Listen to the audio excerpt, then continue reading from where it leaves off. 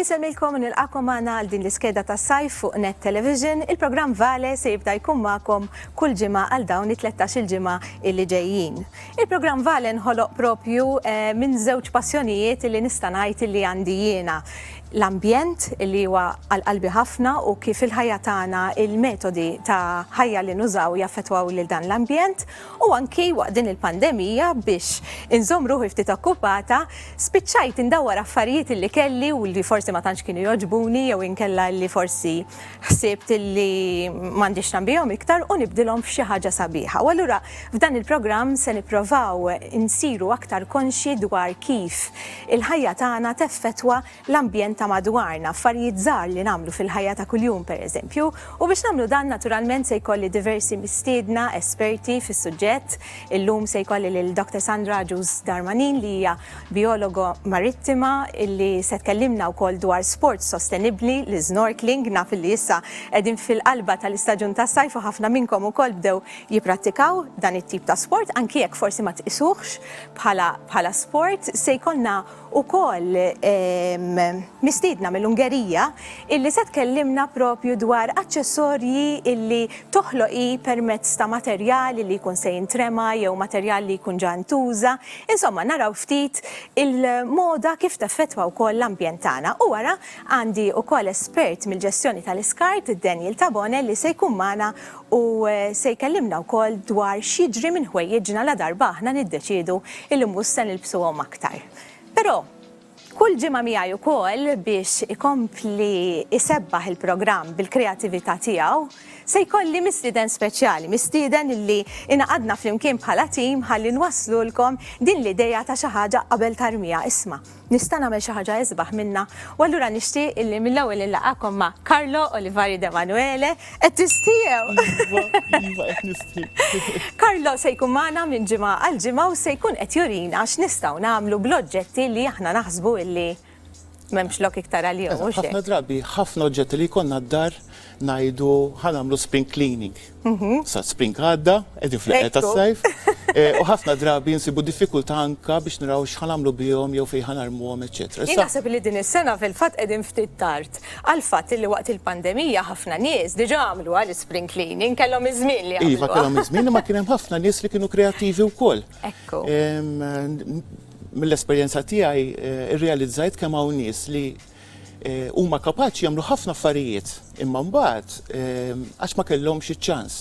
Allura l-fatt li sabu ruhom id-dar, pruvaw imiddu jdejhom biex jirranġaw l-affarijiet ġod dar biex ovvjament jiffrankaw milli jarmu, jew forsi biex jisebħu, kien hemm min biddel id-dar kollha minn żebaħ ċejje minn mamar tas-sodda. Ħafna proġetti fuq Facebook tilgħin ukoll. U jien kont waħda minnhom biex ngħid kollox. U kellek xogħol vera sabiħ. Ma ninqalax daqshekk imma. Le, imma meta tmitti dejk kapaċi tagħmel xogħol vera sabiħ. Ekku, u fil-verità nixtieq illi intom li qed isseguna tifhmu wkoll illi mhijiex xi ħaġa daqshekk komplikata għaliex jiena fil-verità tallimt malajr ħafna. Iva, vera.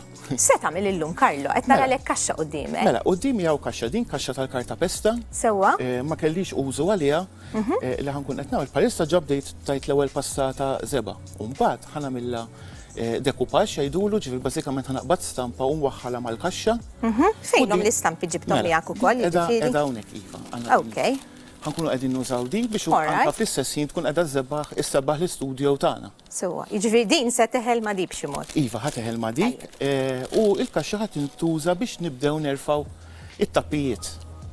Il-tappijiet tal-fliexken tal-plastik. Sewwa mela kif qedtilkom hekku mela Is-sorprendejtni biha l-kaxxa x'jiena kont minn għalija għadna ħanibda nfittex il-kontenitur li se nagħmilhom fiha. Il-kontenitur ħajkun qiegħed hawnhekk. Però jiena naħseb li din mhux ħasservina, Carlo. Ma jimpurtax. Nibdew nżommu programm u mbagħad nagħmlu. Li se nagħmlu se nippruvaw insiru ftit aktar konxji dwar il-prassi tagħna ta' kuljum u allura għedna isma' ħansaqsu l-mistiedna li se jkollna matul din is-sensiela biex iġibulna magħhom it-tappijiet tal-fliexken tal-ilma jew tal-limonata, it-tappijiet tal-plastik.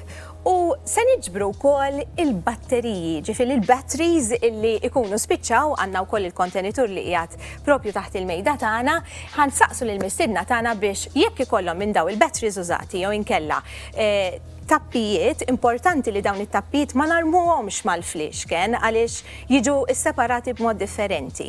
Allura qed ngħidulhom isma' ġibuhom magħkom hawnhekk u aħna se nibatuhom għall-proċess ta' riċiklaġġ. Però intom it-telespettaturi li qed tarawna u tixtiequ tibdew din il-prassi mid-dar tagħkom ukoll, naturalment hawn ħafna postijiet li nkellmukom aktar dwarhom ukoll fejn intom tistgħu tieħdu dawn il-batteries u dawn il-tappijiet tal-fliexken f'postijiet adattati. Karlo, jiena mhux se ntelfek iktar, ħanħallik tibda. Jiena ħankompli fuq xogħli. Però qabel ma tibda twaħħal l-istampa urina kif se twaħħalha. Iva. Bokajja tliftit, iġbid liftit l-attenzjoni.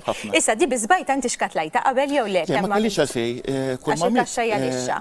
Eżatt, il-kaxxa lixxa u l-kaxxajja tal-karti. Sewa. Ġifieri magħmula minn karti riċiklati, ġifieri bażikament il-karta pesta dak huwa xogħol. Okej.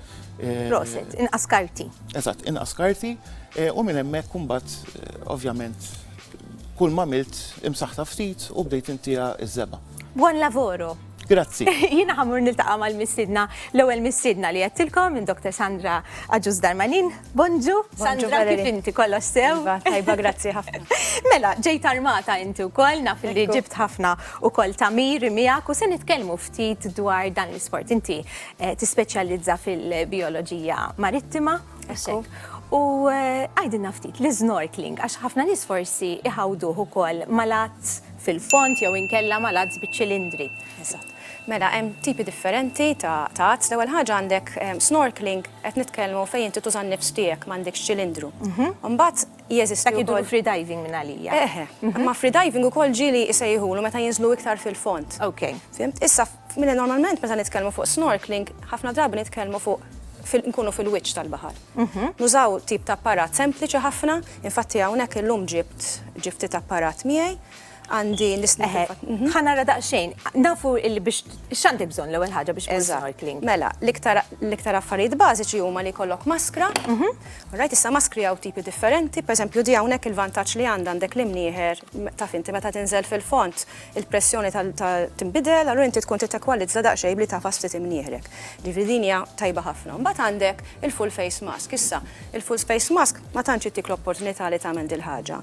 Anke bħala però l-viżjoni bellezza. L-unika ħaġa hija importanti li meta nixtru daw il-full face masks nixtru ta' ditti tajbin minħabba li daw kien hemm xi każijiet bihom fejn minħabba f'build-up ta' carbon dioxide importanti nużaw dejjem bħala safety brands tajbin. Tajjeb. Issa ġibt affarijiet oħra miegħi biex nurik.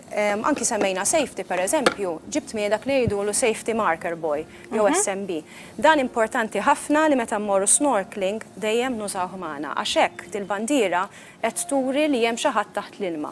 Inti qed tgħid imma pereżempju mhux min qiegħed ikun snorkeling ġo bajja sewwa, min imur snorkeling forsi jdur mal-kosta. Jekk inti qiegħed ġo bajja għandha l-swimmer zones, once li qiegħed ġo l-swimmer zones mhux problema. Però jekk inti m'għandekx dawk il-bagi li qed jimarkaw, dejjem tittuża l-SMB, importanti ħafna. Tajjeb. Bħala safety u meta nozzu anke nkunu dejjem tnejn kemm jista' jkun. Ġibt xi ħaġa anki forsi nies ma jaħsbux dwarha, ċavett fejn tpoġġi ċavetta, hawnhekk għandek container, tpoġġi ċavetta tal-karozza fih u tista' tajba. Ekku. Għax xi kultant hija problema fejn se naqbdu nagħmlu biċ-ċavetta tipo ħanafda fil-basket jew hekk u ġibt torch. L-istess, dana speċjalment jekk tmur jinna f'post anki matul il-ġurnata ġri tittawal taħt il-ġebel u tista' tuża biex tara aħjar. Fil-fatt kont se nsaqsik il-Mediterran.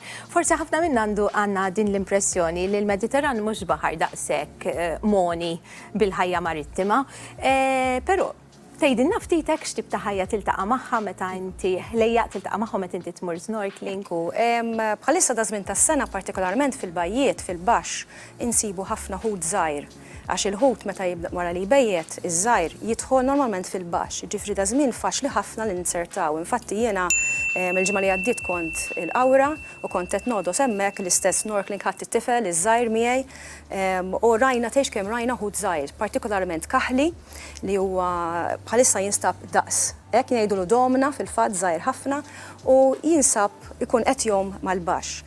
Issa barra minn hekk ovvjament hemm habitats differenti għax inti għandek ir-ramel, għandek l-alka ukoll issa ovvjament meta inti għandek l-alka din ġo fiha huwa habitat importanti għax hija riżorsa għal ħut fejn ħajsibu xi jieklu. Iktar diffiċli tilmħu imma naturalment. Iva, ovvjament, meta inti għandek il-ħut ħafna drabi skont anki l-kuluri jista' jvarja skont il-habitats. Ukoll li nsibu, pereżempju, tip ta' ħut li naraw fir-ramel ħafna drabi kun jistaħba taħt ir-ramel, bħal pereżempju jien naf xi traċni jew anki tipi ta' stingrays li nsibuhom taħt il-baħar jew ukoll hemm pereżempju l-mulett. Il-mulett iħobb ħafna il-baħar fejn ikun hemm fatt hawnhekk nista' naraw fuq l-iskrin il-mulett żgħir illi jinstab jew fil-baħar jew anki fil-baxx ukoll hemmhekk qed inaqqar l-ikel. Tista' tara fil-video, da l-istess ukoll da miġbut il-qawra il-ġimgħa li għaddiet. Inti ġbit l-istess. Le, attwalment dan mhux il-qawra, dan huwa għajn tuffiħa. Għax għajn tuffiħa huwa post tajjeb ħafna wkoll fejn wieħed jista' jmur. Għaliex għax għandek ġiex habitats differenti, għandek ir-ramel u għandek il-blat. Ranki għatfall biex tinżel u tajjeb ħafna. Qegħdin ngħidu l-bajja tal-mixquqa jew it-tnejn li huma tajbin, għax dawk it-tnejn għandhom il-ġebel mal-ġiex naħat. Allura inti jekk tinżel fejn il-ġebel ħatara l-ħlejjaq li huma assoċjati mal-ġebel. Jekk inti tinżel fir-ramel ħatara ħlejjaq li huma assoċjati mal-ramel. Ara jkollok ġiex habitats u ġiex tipi ta' ħut differenti. Xi ġmieli, ġifieri għandna ħajja, għandna ħajja. Jista' jinnota wkoll. Issa, kif torjenta ruħek fil-baħar? Xi kultant jiena meta nkun għaddejja jiena stess nagħmel snorkeling għax huwa wieħed mill-isport favoriti tiegħi. Isni xi kultant nitlef daqsxejn l-orjentazzjoni. Jien infatti li nagħmel normalment meta qabel ma ninżel dejjem nara fejn qiegħda, ġifieri nħares narek kemm xi landmark jew xi post fejn jien naf li nżilt minnu u dejjem inżomm dak f'moħħi biex jiena nkun naf l-starting point. Issa importanti kif edna kemm jista' jkun ma nitbidux ħafna il barra mill-kosta anke minħabba f'safety, alla volja jkollna safety marker boy u dejjem nimxu kemm jista' jkun in parallel mal-kosta biex aħna dejjem nafu mhux qed nitbedu fl-istess ħin meta nisserfissjaw biex imbagħad inħarsu dejjem nistgħu naraw dik il-landmark li aħna bdejna minnha u nerġgħu nagħmlu lura magħha. Tajjeb, u hemm bżonn ukoll illi nipproteġu ruħna meta mmorru, jiġifieri mix-xemx għaliex ħafna drabi inti taljina rasek għaddejja wiċċek l-isfel tħares lejh il-baħar u ma tindunax kemm tkun qed taħin wiċċek l-isfel b'darek mikxuf. Infatti jiena ħafna drabi sija jien anke meta nieħu tfal jew dejjem nużaw wetsuit jgħidu la xorti tkun bil-kmiem qosra u daqsxejn qasira tkun irqiqa biex dejjem tipproteġini. U tajba anki għal-bram, għax tipproteġik jekk tara xi bram kemm jista' jkun tipproteġik ukoll, jew anke tuż dawk il-UV tops. Ta' żmien issib tixtri minn fejn trid, UV tops irħas u jipproteġuk l-aħjar tilbes minnhom bil-kmiem twal. Ħalli inti tkun protetta kemm jista' jkun. U tagħmel sunblock ta' protezzjoni għolja li jkun resistenti għall-ilma fil-partijiet l-oħra li huma mikxufin. Tajjeb, Sandra, però xtaqt li niddiskutu dan it-tip ta' sport ukoll għal fatt li minn barra li se jagħmilna forsi ftit aktar familjari mal-ħajja marittima, u hawnhekk xtaqt insaqsik hemm xi websites pereżempju jew postijiet fejn inti tista' tiċċekkja ħuta x'inhi għax it-tfal xi kultant jgħidulek ara dik x'inhi. Kif tista' titgħallem ftit aktar fuq Jeżistu websites anke jekk tfittex ġifieri hemm websites tajbin, jiena fil-fatt ħloqt paġna tiegħi wkoll fuq Facebook fejn spiss intella informazzjoni dwar ħlejja li nsibu fil-baħar marittimu. Sea Life Science.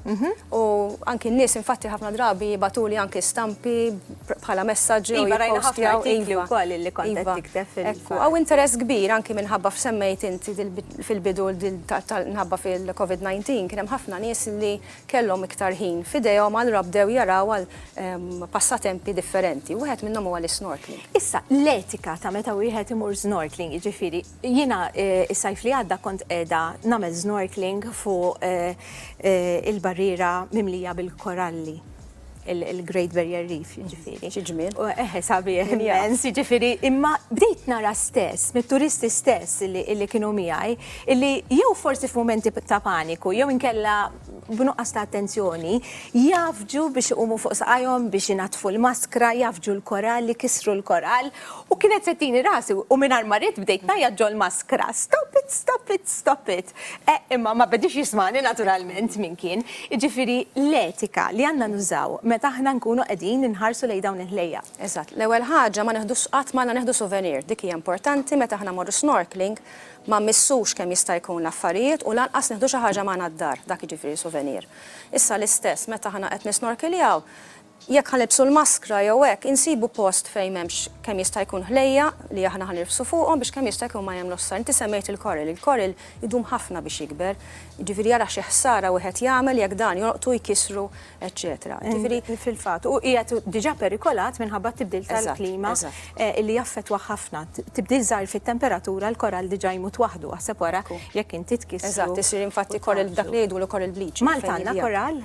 Għanna, iva, ma ħafna mill-lejdu l-roll bil-Malti u jinsab ħafna drabi iktar fil-font. Sandra, jina nixtieq li se nkomplu għaddejjin, però se jkollna ċans li niltaqgħu miegħek ukoll anke matul din is-sensiela diversi drabi. Grazzi ħafna tal-mod ta' kif ippreparajt ruħek, tal-ritratti sbieħ li urejtna u anke tal-filmati li ġbittilna. Jiena nixtieq intik souvenir żgħir bħala ringrazzjament għamlu Karlo għalik, għal-mistidna tagħna, però soħu paċenzja, jiġifieri ħantulek illum, mbagħad mhux ħantuk wieħed kull ġimgħa, jiġifieri ibżalih. Tata biex inġiblek it-tappijiet fih ħara. Ma naħseb ħajkollok iktar minn hekk, hux vera. Għall-batteries forsi jkun idea tajba. Fidejk, grazzi ħafna, grazzi tal-li kont magħna, grazzi tal-informazzjoni. Jiena se nħallikom għal ftit momenti osra ta' riklami, ibqgħu magħna għal aktar informazzjoni fil-programm Vale.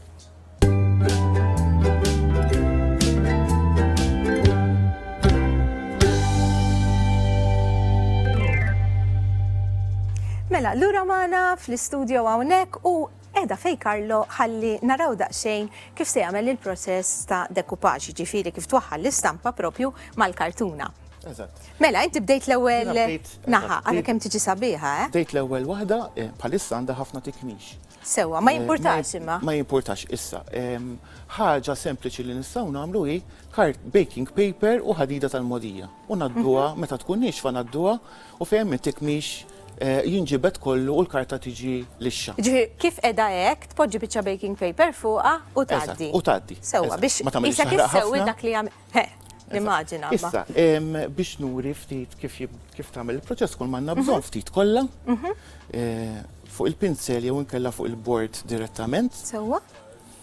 Ġifieri ħankun ġast kemm nagħtu il-kollha, skużani ftit ġast biex inħaffef naqra iktar.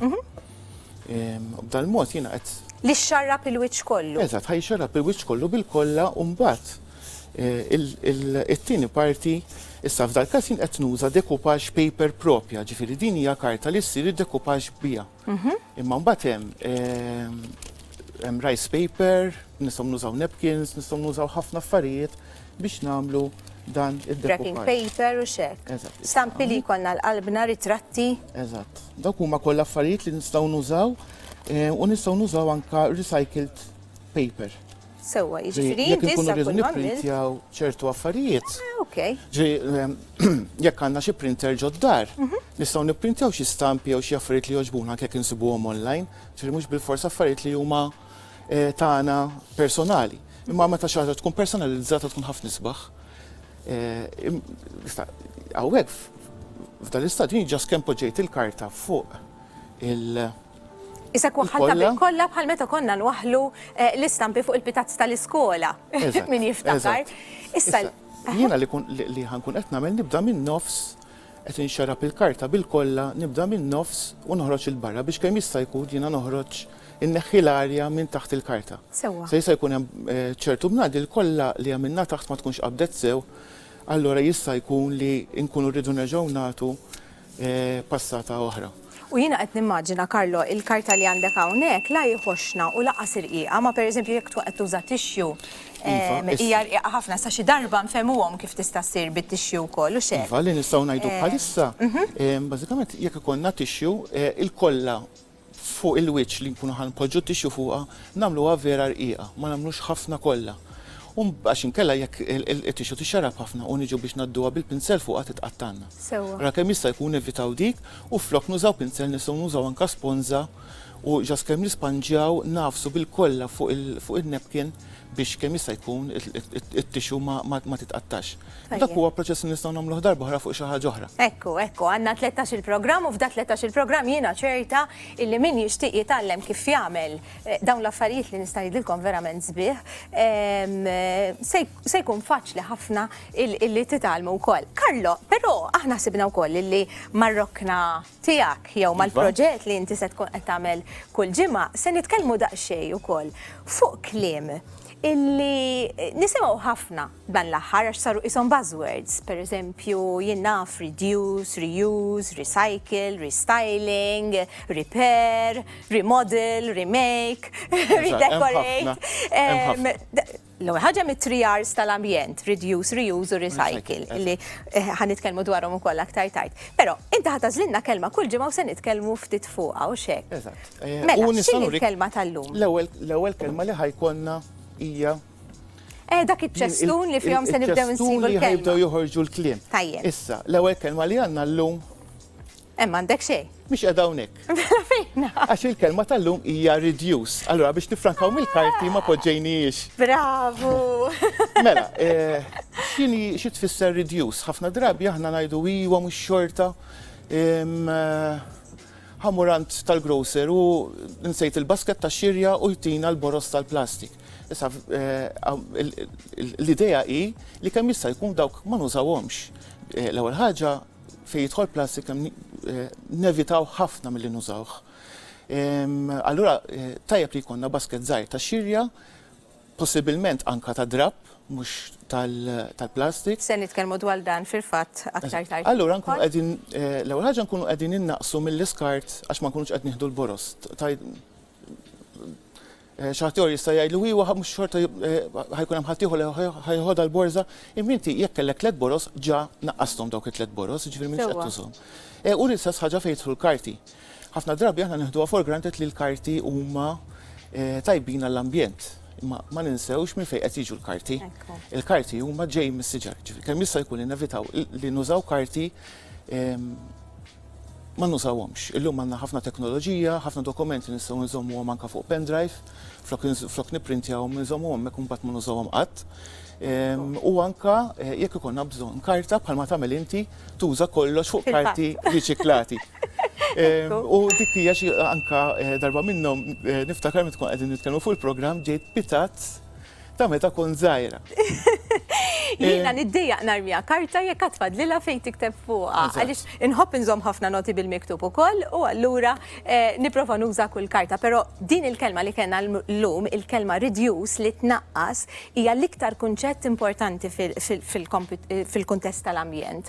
Għaliex inutli nagħmlu riċiklaġġ, pereżempju, tajjeb ir-riċiklaġġ iva, però l-importanti li nużaw inqas għax minn hemmhekk irridu nibdew u xek.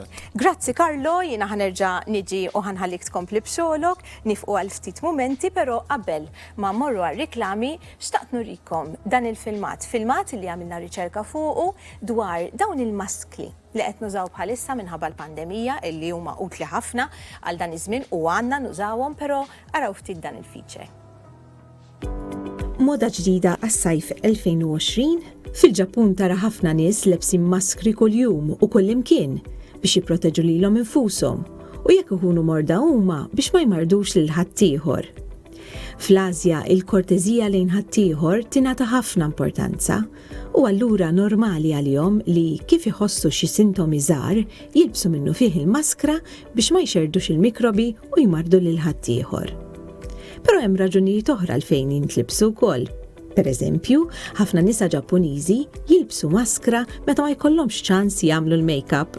U fil-Filippini, pereżempju, is-sewwieqa tal-muturi jkollhom jilbsu maskra minħabba d-duħħan kontinwu tat traffiku.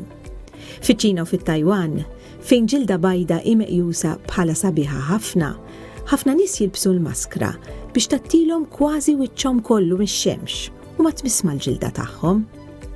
Fl-Asja, tant huma popolari dawn il-maskri kif semmejna li allura ssib kull għamla u forma tagħhom. Għall-Ewropa, il-maskra hi kultura kemm xejn ġdida. Iżda fiċ-ċirkostanzi ta' din il-pandemija l-użu tal-maskri sar bżonn już aktar minn qatt qabel, għalina u għal dawk ta' madwarna.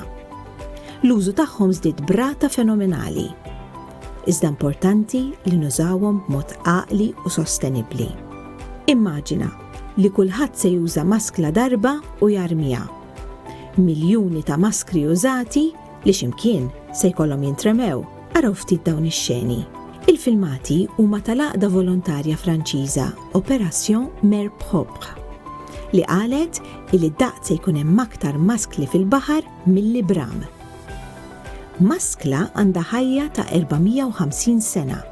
U anke meta naħsbu li tkun tmermret, il-biċċiet mikroskopiċi tagħha jibqgħu fl-ilma tagħna.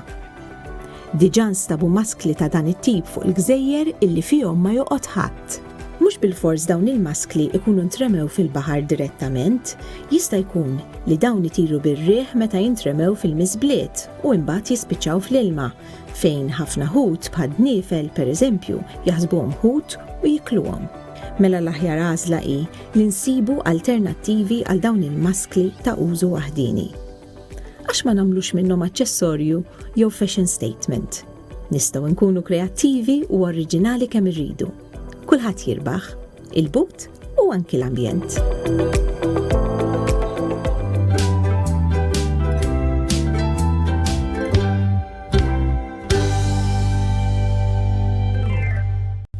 Lura magħna nittama li sibtu dak il-feature interessanti, però mhux interessanti biss illi taħsbu ftit fuq u taħsbu ftit kemm l-azzjonijiet żgħar tagħna ta' kuljum ħallu impatt fuq l-ambjent tagħna. U propju l-mistidna li miss hija ħabiba tiegħi, hija Ungeriża illi ilha tgħixha Malta issa mhux ħażin ukoll u xtaqta li tiġi hawnhekk għaliex hi fl-istil ta' ħajja tagħha adattat ħafna ruħha b'kuxjenza kbira lejn l-ambjent tagħna u tagħmel ħafna affarijiet illi forsi aħna nużawhom b'mod regolari kuljum tagħmilhom istess, tħidhom bid-drappijiet illi forsi jkunu se jintremew jew kienu xi ħaġa oħra qabel u bekk tkun qed tnaqqas l-użu ta' ħafna affarijiet li jispiċċaw jikkontaminaw l-ambjent tagħna. Allura nixtieq nilqakom ma' Gabe. Gabe, a big welcome to our program. Thank you for accepting our invitation to be here. Thank you for having me. You're welcome, and thank you for the lovely stuff you got with you, but most of all, thank you for the inspiring work you do. Oh, thank you. I know that you make a lot of conscious choices about what you do every day in life. We've just seen the feature on masks, these disposable masks. I know that you've created your own. Yes, I did. I did because I care a lot about nature and I care a lot about what we choose in our everyday lives. And I personally want to make my own contribution to it. So luckily I can sew, so it was very easy for me to do masks for myself. I'm very sad seeing that a lot of them are ending up just really thrown away or in the seas or anywhere else in nature.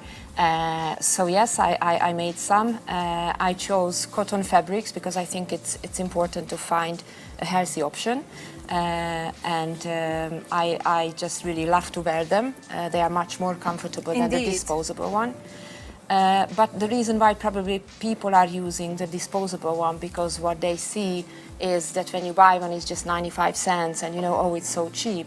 And they do not take it in consideration that every time you buy one, very shortly you will throw them away. So every 95 cents are actually wasted, just as that mask itself. So when you invest into maybe a more expensive one, but one that you can wash and use all over and over again, you make a much better choice. Indeed, and actually we can actually make a fashion statement out of them. I know that abroad people already were used to such practices, but as we can see here, you've brought with you some fascinating designs, also for kids. You can match them. Exactly. I mean, they are very funny and they are so colorful, so you can really combine any materials and you can choose, you can maybe even match with your dresses, so it can be really a fun accessory for your everyday look. And were you using new materials or buying whole pieces of material to do that? I'm using organic cotton as well, which I'm buying, but I'm also using recycled fabrics. So when someone in a family or friends has leftover materials, I just clean them and I recreate them into new items. Which is lovely. So tell me a bit more what you do from these materials you find extra around. As I said, I am very conscious about it and I love creating new items all the time. So I enjoy fashion and I enjoy everything that I can make and use myself. For example, I made these makeup sets because my skin is very sensitive, and every day when I wash my face, I just don't want to use the disposable ones. So I was thinking about what I could do to do something else, not the disposable ones. I think I should follow your example, actually. Thank you. And so I made them. You can use them with creams, with anything really, with tonics. So, and I test them first and foremost. I'm using them myself to see if it really works. And they are just great things for everyday use. And you can wash them all over again, so you don't need to buy the disposable all the time. And there's the other factor that you never know what chemicals were put in the stuff we buy ready-made, really, and I am truly. allergic to a lot of things, so the reason behind it also that I myself have to be able to use them. I do have a feeling that most of our allergies, in fact, come from pollutants and other chemicals, but a doctor would be able to explain something like that better. I know you've done headbands out of... Yes. You're wearing one yourself, and yes, it looks I'm wearing lovely on one. you as Thank well. you. Thank you. You've got belts and coasters. Yes. I like the idea of the coasters. Why did you choose Yes, that? the coasters are very, very sweet and very fashionable, so to say. I think they are great accessories when you have guests around, and they look really good. And the reason why I started to make them, because it has a sponge which I recycle from the fruit shops. So cool. my favorite fruit seller, Joe, is collecting me all the sponges. So I recycle them, and I chose these wonderful fabrics because in this way, when you put the icy drinks on it, it can absorb the liquid. So it's also very nice. You know, you don't have all the liquid all around the That's table, indeed, which I really indeed love. great. So it's a good one. But getting back to the headbands, this is one of the best examples how you can, when you only have a small piece of fabric, which is this one is a great example. I just combined two fabrics, which I think looks great together. Makes it and more interesting. Separated, to be Texture. honest, it's not really a big piece to create anything else out of it. So, but in this way, with color combination, you make them look so good. Indeed. And it's a very stylish item. Gabby, the fashion industry and its impact on the environment. Yeah, it does bother me a lot. Unfortunately, the fashion industry became the second most polluting industry in the world, and it's causing incredible harm to the planet and to the ecosystem, which is a very sad thing. All of us has the responsibility to somehow make these companies and brands change the way they produce things and the materials they are choosing to produce items of. And how can we do that? By our choices, right? Buying quality instead of quantity. Exactly. I mean, people have to realize that we really have the power to change this system, because what we buy is what they will create. So if we continue to buy junk, they will make junk. But the moment we all switch and we say we are buying quality and we are using these items for a longer term, we are going to end up producing less waste. And it's very important to realize that it is our responsibility.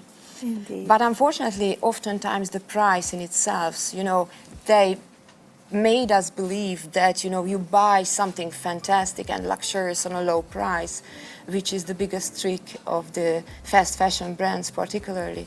Because how can something which is cheap possibly be made of great quality? Everything that is great quality was made of something good, a quality material, which means that material was not cheap.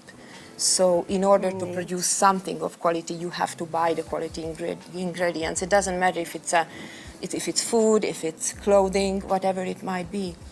But you know, we are running around, we became so fast that oftentimes we just don't even think about it. Indeed, the throwaway culture that has embedded itself in our lives.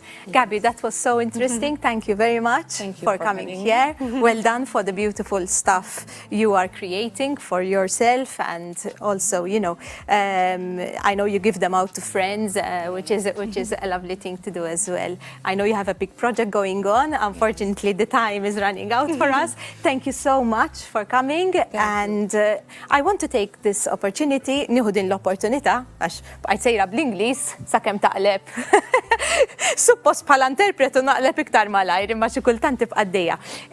Jekk intom qegħdin isseguna u tagħmlu dawn l-affarijiet minn affarijiet illi diġà għandkom, il-proġetti tagħkom aħna nixtiequ nisimgħu dwarhom u allura kull ma tridu tagħmlu like fuq il-Facebook page tagħna li jisimha Vale, hemmhekk tibatulna ritratti tal-affarijiet li toħolqu intom u min jaf forsi jkollna ċans ukoll li nistidnukom hawnhekk magħna tiddiskrivu ftit il-proġett tagħkom ukoll. Se nifqu għal ftit momenti jibqgħu magħna għaliex minn ftit ieħor se niltaqgħu ma' Daniel li se jispjegalna eżatt x'jiġri mid-drappijiet u l-ħwejjeġ la darba aħna ma nibqgħux nużawhom.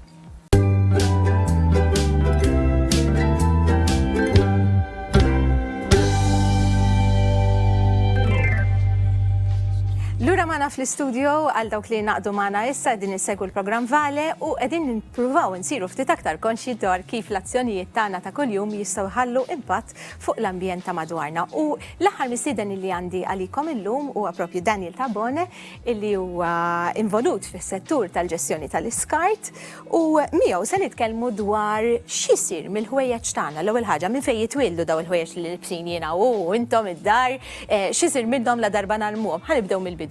Il-ħwejjeġ li nilbsu llum, minn xi x'inhuma magħmulin, Daniel? L-ewwel ħaġa grazzi tal-istedina. Bażikament il-ħwejjeġ jistgħu jiġu minn żewġ sorsi, jew mill-materjal naturali, tkellem bħal cottons jew ukoll imma wkoll għandek minn materjal sintetiku. U ħafna mill-ħwejjeġ li qed jiġi produċut bħalissa qed jiġi ħafna minn materjal sintetiku fosthom polyester, nylon, li dan qed jiġi wkoll minn materjal bħal żejt u faħam ukoll, allura inti ovvjament qed tuża riżorsa naturali biex tagħmel il-ħwejjeġ. U huma ħwejjeġ fil-verità daw li għadek kif semmejt illi jdumu snin twal biex jitmermru, fil-verità meta jitmermru mhux li tmermru kompletament imma li jsiru sustanzi li jibqgħu fl-ambjent tagħna għal dejjem fil-verità. Ekku, ovvjament idumu ħafna fl-ambjent biex jitmermru kif tajt inti u jista' jkun ukoll jispiċċaw pereżempju fil-baħar fuq l-art allura jagħmlu impatt ukoll potenzjalment negattiv fuq il-ħlejja u anke fuq il-bniedem innifsu. Tajjeb. Il-misidna ta' qablek Gejb għadha kif uritna wkoll x'nistgħu nagħmlu biex nestendu l-użu ta' materjali. Jiġifieri meta inti għandek imis, dublet ma trix tilbsu aktar. X'inhu l-aħjar titfawar x'tagħmel bih? Mela, l-aħjar ovvjament l-ewwel tipprova kif għad tajjeb reduce tixtri dak li fil-verità għandek bżonn. Issa, jekk il-prodott m'għadux jogħġbok, m'għadux jiġik għax għamilt dieta per. Naħseb kien hawn ftit problemi minn dawn wara l-pandemija. Xejdulu. Tara x'tista' tagħmel bih pereżempju fil-passat meta konna tfal, meta konna nikbru mill-ħwejjeġ, konna ntuhom il-kuġini, n-neputijiet, Niftakar. Dak huwa xi ħaġa tajjeb, ġifieri li inti tagħtih il xi ħadd biex jerġa' jużah, allura inti qed tkompli tutilizzah. Issa ovvjament għandek prodotti jew ħwejjeġ li daw jew jitqattawlek u ma tistax tibqa' tilbishom. Hemm ħafna options għandek. Però jiena nixtieq nurik xi ħaġa llum illi ġibt miegħi hawnhekk. Dan proprju tapit li ħadmet in-nanna tiegħi mit-tajts li kienu jitqattawla. Ġifieri kienet iżommhom u mbagħad taħsilhom la darba ma jibqgħux hemmhekk u mbagħad ħadmithom bil-ganġ f'dan it-tapit. Issa ovvjament mhijiex xi ħaġa illi hija tgħid wow, però għalija hija tifkira tan-nanna, tifkira ta' xi ħaġa li għamlet in-nanna u nista' ngħidilkom li daw it-tajts kienu jintużaw 40 sena ilu. pereżempju, u għadhom kif kienu, r-reżistenza tagħhom sal-lum għadha kif kienet fil-fatt. U ovvjament ma spiċċajtux marmituħx fil-borza sewda u spiċċa fil-miżbla, allura ovvjament xi ħaġa pożittiva wkoll għall-ambjent.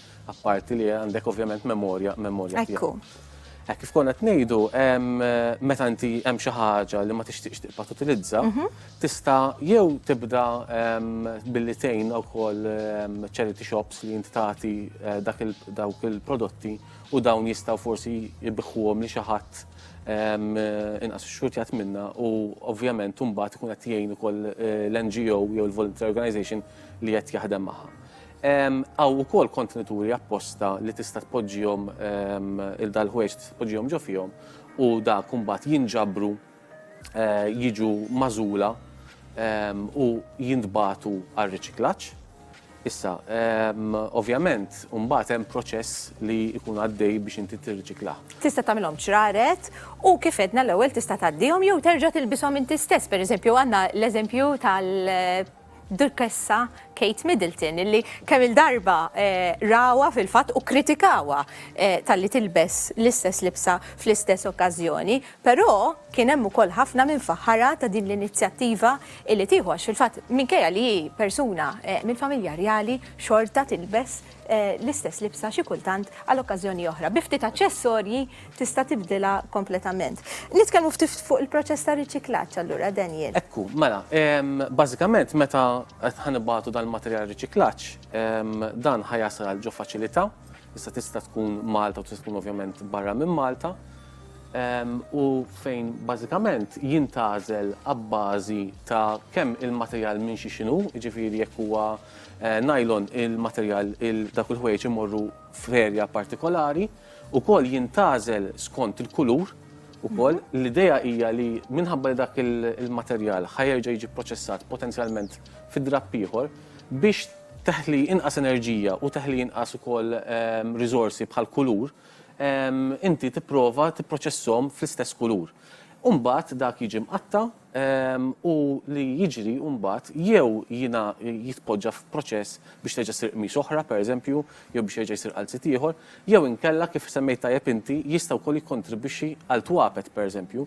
Ukoll kont qed naqra wkoll artiklu milux hemm kumpaniji tas-saqqijiet li dak il-mili tas-saqqijiet jiġi minn drapp imqatta ovvjament b'mod adattat biex jintuża għal-mili tas-saqqu. Allura inti m'intix qed tuża foam, allura m'intix qed tuża riżorsa li diġà qiegħda fis-settur, fis-suq, u mhux qed tuża riżorsa ġdida li tuża affarijiet naturali, jiġifieri tagħmel impatt negattiv għax qed tuża iktar riżorsi naturali. Dawn il-ħwejjeġ li qed tgħid inti jista' jkun l-qmis tiegħek jiġifieri kienet diġà saret minn xi fibra li kienet diġà qed tintuża f'xi biċċa drapp ta' snin ilu. Għandhom xi marka partikolari, xi label partikolari li turik li huma magħmulin minn parti riċiklata speċi jew le? Marka partikolari ma jkunx hemm, imma ħafna kumpaniji fl-industrija stabiliti li qed jagħmlu wkoll marketing campaigns li qed juru isma' persentaġġ pereżempju 25% tal-prodott li fuq is-suq qed jiġi minn fibra li ġejja minn omos antiki li aħna rġajna riċiklajna. Li hija xi ħaġa sokkanti, jiġifieri jiena sibt statistika li tgħid li hemm 80 biljun oġġett ta' drapp li jinħolqu kull sena fid-dinja. Issa ħafna minnhom qas jaslu għand il-konsumatur biss għax ħafna minnhom ma jinbijawx. Ekku, jispiċċaw ġo warehouses u bażikament jispiċċaw ġo kaxxi u kulħadd jinsa fuqhom. Ukoll ma rridux ninsew li inti meta tagħmel qed tipproduċi xi ħaġa għandek il-biċċiet li jibqgħu barra mill-forba, ġifieri l-biċċiet tat-tarf li daw fil-verità m'għandhomx użu għax mhumiex parti mill-qmis jew mill-qalziet u xi ħaġa tagħmel bihom. Sfortunatament huwa hemm min jarmihom bħala kumpaniji, imma hemm oħrajn li għandhom sistema li jinġabar u dan jiddaħħal fil-proċess ta' riċiklaġġ u ovvjament jiddaħħal fil-proċess biex ikun parti mill-fibra. Issa aqwa minn dak kollu kieku l-aħjar jispiċċa fidej persuna bħal Gabi pereżempju li toħloq xi ħaġa minnu mingħajr ma tiġi riċiklata għaliex irridu nifhmu wkoll li meta inti tirriċikla xi ħaġa, inti qed tuża ħafna riżorsi naturali, ħafna enerġija biex tħaddem dawk il-magni li se jirriċiklaw. Jiġifieri u ilma wkoll, jiġifieri il-soluzzjoni hi proprju l-kelma li jażel Karlo llum, il-kelma reduce, illi naqsu il-konsum tal-affarijiet. Daniel, nirringrazzjak ħafna tal-li kont magħna, però nixtieq nispiċċa bil-messaġġ li nagħmlu x'nagħmlu bil-ħwejjeġ tagħna, l-importanti li ma npoġġuhomx fil-borża sewda biex ngħidu hekk. Araw daqsxejn x'tistgħu tagħmlu bihom għatuhom il xi ħadd ieħor, tgħidu x'isma' x'dim qatta żomma uża ċaruta għal xi ħaġa. Jaqawna ħafna affarijiet id-dar, jien naf daqqa jinkisirlek fl-xkun da ieħor timsaħ biha tarmija la tkunu żajt tixju ġdida u fl-istess ħin tkunu ġajt xi ħaġa li kienet diġà fl-użu. Daniel, grazzi ħafna tal-li kont magħna, naf li se tibda tkun magħna wkoll f'diversi programmi oħra u se jkollna ħafna suġġetti interessanti li se niddiskutu. Fil-fatt miegħek ukoll se nibdew il-batteries. Sewwa hemmhekk diġà ġabitilna ftit Sandra, imlejna ftit mill-kontenitur tagħna diġà bdejna ħanaraw il-mistiedna tagħna kemm se jiġġeneraw minn dawn il-batteriji użati. Tajjeb, fl-aħħar tal-programm, propju fl-aħħar programm, se niżnu kemm se jkollna batteries u tiskanta kemm jitilgħu il-kilo u sus. Jitlu ħafna. Però dwar dan nitkellmu aktar tard. Grazzi ħafna, Daniel, jiena se nħallik ftit, ħammur nara x'qed jagħmel Karlo. Karlo, inti kważi lest, u Kont qed nistanna lilek jiena. Eħe, Issa fuq it-tema għajli. tal-fabrics, fatt jiena Nara, eżempju dawn huma preċiż. ċraret tad-dar, pereżempju dak il żar u din kienet ċarruta propjament kienet inforra ta' portira li marret żmerġ. Li għamilt Sewwa. marmejthomx u qed nżommhom bħala ċraret biex inkun nista' nimsaħ il-bniezel biex inkun nista' naħdem bihom flok narmihom. U anke Proset. daw il-fradal. Daw il-fradal huma magħmulin kemm daw kemm li hemm anke wara. Għandi waħda jien ukoll, lu, Iva, no? iva. I tista' kemm tażel huma waħda. sbieħ. Dak huma bażikament minn materjal flok il-materjal ma kienx qed jintuża flok intremew inħadmu bħala fradal. Allora nkunu nistgħu nużawhom kemm irridu kemm joġobna, jerġgħu jinħasslu u nerġgħu nużawhom. Kemm qed inħoss li isni xi darba ħan nispiċċa bil-pinsel fidi u diġà preparajtni. U jien qed nispera li tġib il-pinsel f'idejk. Xi darba nagħmlu wieħed minnhom hekk mela, nippruvaw nagħmlu xi ħaġa flimkien. Karlo, aħna stedinna il-minqijat id-dar biex jekk għamel xi proġetti sbieħ kemm ta' dan it-tip jew ta' tipi oħra jibatilna ir-ritratt fuq il-paġna tagħna ta' Facebook. Issa, Il-paġna tagħna hija Vale, ovvjament. Ekku, Biex dak li jkun kemm jidħol fis-search jagħmel Vale, VALE, VALE. U titla il-paġna ta' dan il-programm jistgħu jibgħatu hemmhekk jistgħu jistaqsuna mistoqsijiet jekk iridu jaraw xi features jew forsi xi informazzjoni dwar kollox se jkun hemmhekk u anke aktar materjali li jikkumplimenta dak li nkunu ddiskutejna. Issa jiena l-aħħar parti hija qed nagħti il-wax fejn fadal il-karta. Il-karta ma servitniex biex nagħti kollhom kien. U ma xtaqx naħli iktar karti għax kif inhi hekk jekk tarawha fuq il-kamera jiena żammejt u għamilt żewġ uċuħ u għamilt wiċċ ieħor fuq ġewwa. Għax issa ovvjament din ħadd intela bil-batteries. Sewwa. Bit-tappijiet. Tappijiet, diġà għandna ftit ukoll. Dawn xogħol Sandra wkoll. Xogħol Sandra wkoll. Mela, kif napplikaw il-wax? Jiena kull ma qed nagħmel qed nagħti brown wax biex niskura l-kulur li għadni kif għamilt biex ma nħallix il-kulur plain kemm jista' jkun.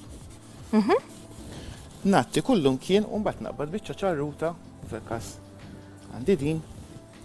Użata li spiċċat il-ħajja tagħha jiġifieri se tkompli tispiċċajla inti issa tal-aħħar, però inti naf li taħsilhom u terġa' tużhom daw ukoll. Naħsilhom u nerġa' nużhom. Nagħmilhom biftit miskun. Jiġifieri il-wax hawnhekk kull ma għamel li applikajtu pinsell biddel ftit il-kulur bażi, jiġifieri anke inti jekk tisboħ xi ħaġa u forsi l-kulur rajtu ċar wisq, bil-wax tista' taġġustah ftit u xejn. U hekk kif anke kif tidher ġol-kaxxa ġewwa għamilt l-istess ħaġa.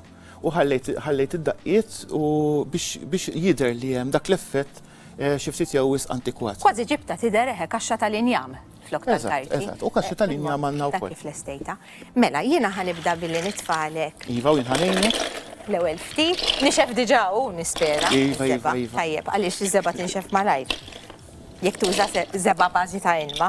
Eżatt. Mela, it-tappijiet tagħna qegħdin hemm, il-kontenituri bdew jintlew diġà, jiena nixtieq li nirringrazzjakom talli kontu magħna għal dan il-programm, grazzi lilek Karlo illi entni wkoll sabiex intellaw l-ewwel edizzjoni tal-programm Vale, grazzi lil mistiedna tagħna li uħud minnhom se nerġgħu niltaqgħu magħhom ukoll, grazzi lil crew tekniku illi mexxina matul dan l-episodju u grazzi lilkom illi segwejtuna. Niltaqgħu l-ġimgħa d-dieħla fl-istess ħin, l-erba' fl-erba'. Ciao.